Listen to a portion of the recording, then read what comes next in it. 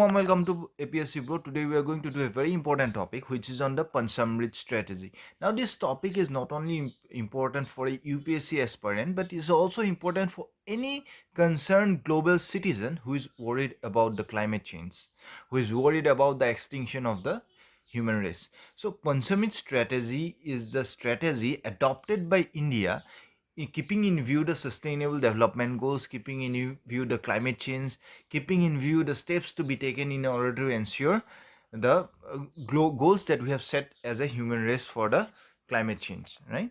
Now this is very important because when the developed countries have failed to lead the world towards this goal of sustainable goals, India is taking the lead. That's why it is so important. India, being a developing country, is taking the lead in leading the world into a better place in terms of environment, right? So in this topic we'll be first understanding what is the Panchamrit strategy, and then we'll understand what is the significance of this. How important is this not only for India but for the whole world? First thing we'll be discussing is the current news in which India have recently set new climate objectives, okay, as its part of the Panchamrit strategy at COP26. COP is Conference of Parties. We'll be discussing it in detail. In the second part of the video, we'll be discussing how India for the first time has set climate targets. Before this, we have set certain climate targets, but in this time, we have set certain distinctive and accurate climate targets that we are going to achieve over a timeline. And this is all based on the Panchamrit strategy which we have proposed to the world. Because that's why it is so important. This strategy is proposed by India for the whole world, not only for itself, but for the whole world. And in the end, we'll discuss how India can lead the global fight against climate change. Let's begin. Now, what is in news? India has advocated 5 elements which are important to fight the climate change. So hence it is called Panchamrit. Panch means 5, right?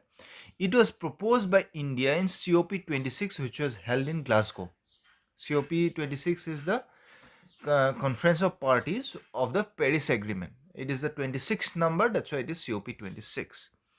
Now, based on this strategy, Panchamrit strategy, India have also set a new climate objective or a new target for itself, okay, which is so important for the commitment.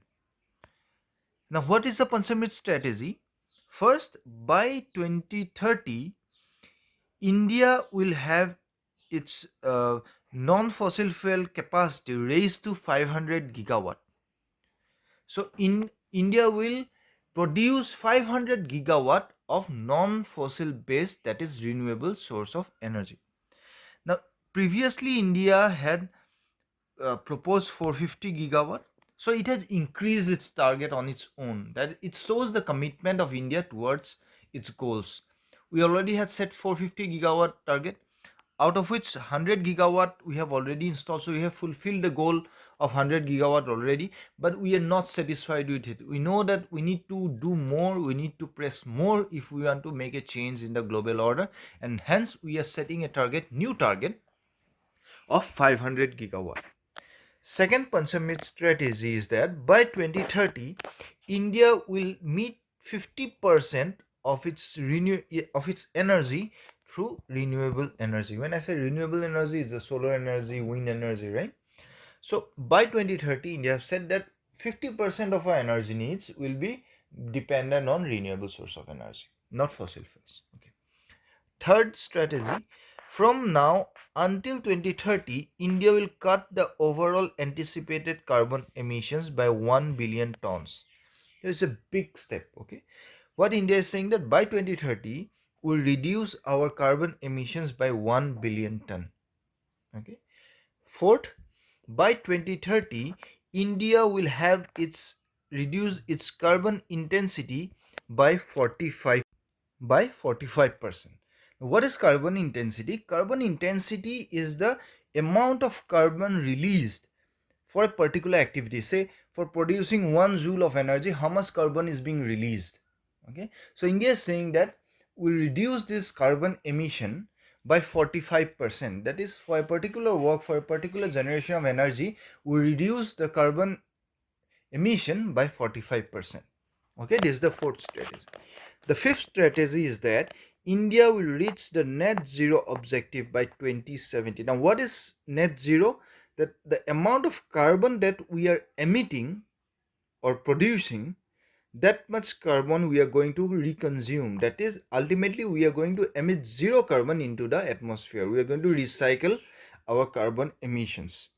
Okay, so these are the five strategies, and India have said by these through five strategies we can achieve our climate goals. Not only India, but the entire world can achieve the climate goals if they follow this kind of strategy. Now, based on this Panchamrit strategy, five set targets, India has set its new climate rules or climate objectives. Okay. Now, before going into detail, you have to understand what is COP6. I have already told you COP6 is the Conference of Parties, which is based on the Paris Agreement, that is United Nations Framework Convention on Climate Change. See, what was initially achieved was that initially they proposed that in order to, we have to come together, the entire world have to come together, set new climate goals so that the temperature, the overall temperature of the earth doesn't increase by 2 degrees. They said that if it increases by 2 degree, majority of the world will become inhabitable.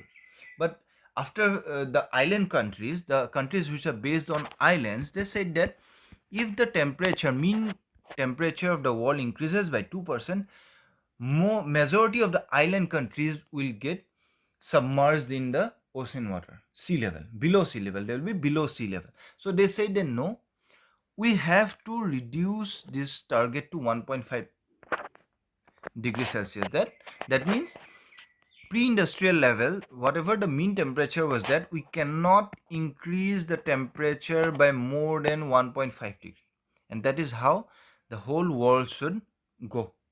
But recently, as per these things, the way the world is responding, the way the world is moving towards, how they are responding to these climate goals, how they are acting towards the climate change, it says that it will be very difficult to limit this to plus 3 degree.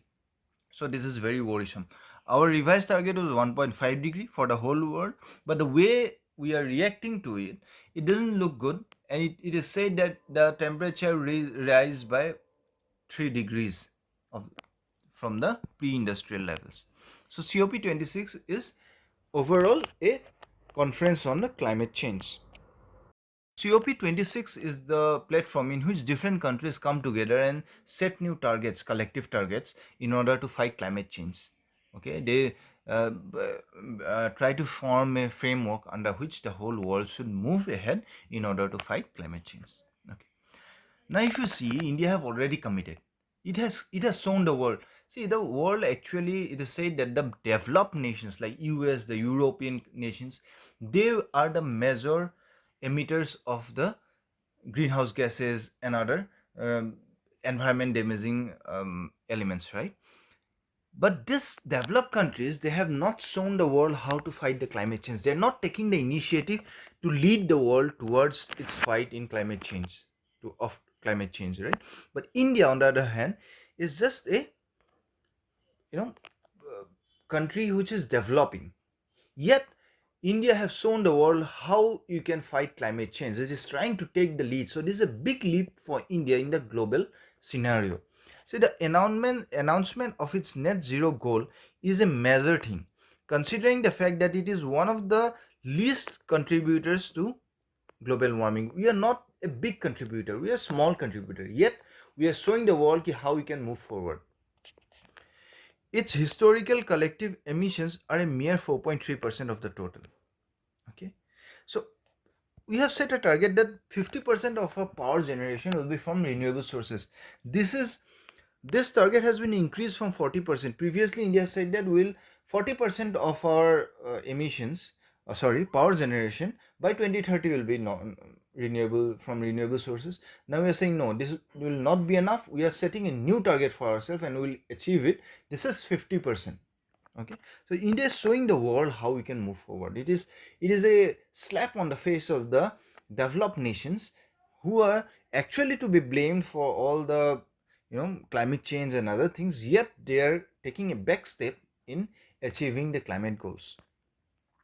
If you see how India have tried to make its efforts in the previous 4 years, the renewable energy capacity of India has been increased by roughly 25%. Railroads, the railways, which is one of the top polluters of in India, has planned to achieve net zero emissions by 2030, which will save 60 million tons of CO2. So this is a big step, right? India has also established worldwide climate. It is one of the pioneers of establishing the India International Solar Alliance. Okay, and it is also one of the pioneers of establishing the Coalition for Disaster Resilient Infrastructure. Okay, India has also taken part in the launch of the Green Grids initiative. These are all initiatives leading to renewable sources of energy and preventing the climate change. Now, if you just talk about the International Solar Alliance, this has its headquarters in Gurgaon. Okay, it is a governmental organization which promotes solar energy. Up till now, 61 nations have joined this alliance and 32 have already ratified the framework. So, what is the target of ISA? It is targeting to generate 1000 gigawatt of solar energy by 2030 and have estimated to raise a $1 trillion of investment. So it's a big step, and India is leading this. So this is a big news, right? This is one of the proud moments for any Indian. India have also announced the hydrogen energy policy for grey and green hydrogen. So India have said that will increase our hydrogen capacity, producing capacity, that is green hydrogen, which doesn't have any impact on climate change, and will have around 5 mmt annual production of hydrogen. Okay, so 1 lakh crore has been laid for. We are saying that 1 lakh crore of import savings will do if we go to achieve this. We have till now outlaid the amount of 19,744 crore rupees for achieving this goal of green hydrogen mission. Okay, and we are saying that by doing this we can reduce 50 mmt of CO2 emission annually. Okay, generation of jobs, that is another good advantage of this. But this is how India is trying to achieve its climate goals. Other steps in case of EV, the whole world is focusing on EVs because it will reduce the fossil fuel consumption, and India is taking a big step in it. India have its EV30 policy, in which is saying that by 2030 at least 30% of the new vehicles, that is the vehicles which will have a new registration, will be EVs. So we are taking all these strategies at national level so that we can have a global impact. So this is all about the Panchamrit strategy. This is very important for any mains examination. If you are applying for any state PCS or you are applying for UPSC, this is very important. Probable questions which can be derived from this topic is: what is the Panchamrit strategy? What is its significance in global climate change scenario? We have already discussed it. With reference to the recent Panchamrit strategy adopted by India, discuss the nation's effort towards a zero carbon future. We have already discussed it.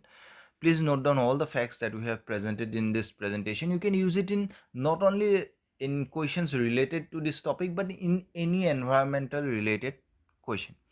How the adoption of Panchamrit strategy by India will be a guiding torch for the developing countries and a mirror for the developed countries. So, like we have said that it's a slap on the developed countries, that we are setting new targets for ourselves in order to show the world how it can be done, how we can actually achieve the climate change goals.